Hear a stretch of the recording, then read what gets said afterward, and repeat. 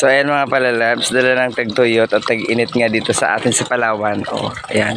Sobrang dry na po ng, kung napapansin nyo, super dilaw na po ng aming mga damo sa Kanyugan. So ayan po yung bumba namin, ayan.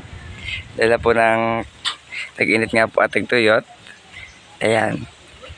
Natuyaan na po siya. Wala na po yan siyang tubig. Pwede po siyang salukin kasi may butas naman po yan kasi balon po yan. Ayan sa blue na yun yung butas. Pwede naman po siyang salukin, yan nga lang. Sobrang dilaw na talaga at sobrang labo. Hindi mo na siya magamit pang hugas ng mga plato or pang saing at panligo. So ito, naisipan po namin kahapon na magpa-reconnect ulit ng aming tubig sa gripo. So ayan.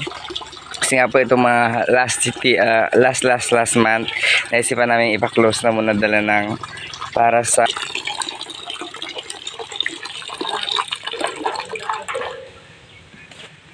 ayan, sorry, may nakita kayo hindi dapat makita pero i-edit natin yan.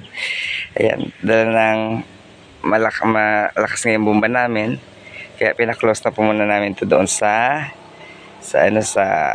doon sa main office or sa water district. So ayan, may tubig na po kami ulit. So dito na tayo kukuha ng panligo, pang saing, pang hugas ng plato at pang laba. Kasi ang ginagamit po natin pang inuis, kailangan na po natin bibili ng tubig purified water kasi ito sa sobrang init nga hindi advisable na yan namin itong galing gripo. Pero dati ito advisable siya. Doon sa bomba namin naiinom po yun. Ayan. Tignan yung dahon na aming lansones. Ayan.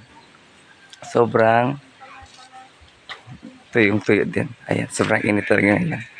Pero itong mga nakarang araw po is ano na siya, tag-init, tawag ito dyan, umulan-ulan na. Ayan. So dito sa gripo kailangan natin magtipid.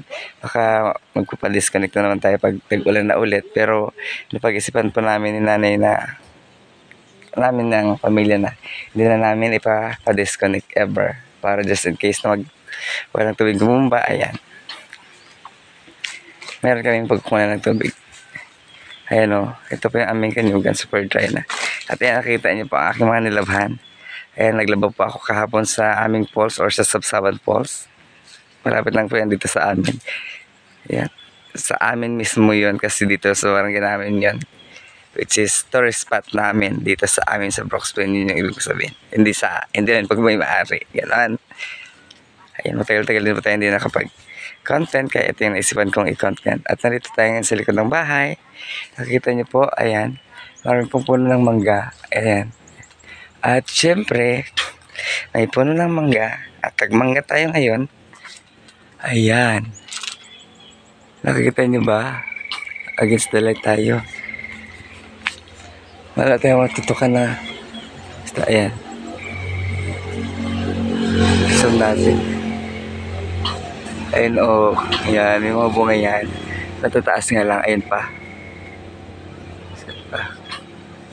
Zoom natin. Ayan. O, diba? Tapos meron din po yan dito maliliit. Na as in, ano pala, waiting area, parking ng mga motor. At meron tong isang puno pa. Ayan.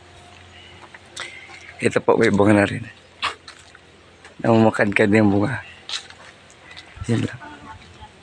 So that's it for today's video. Short video mga palalabs. See you in my next vlog. Keep on supporting po sa aming Team Kabisik. Siyempre ang inyong lingkod, Calix Musbar. Again, thanks to God for the water. Thanks for everything. God bless us all. And siyempre, bye everyone. Keep safe and God bless.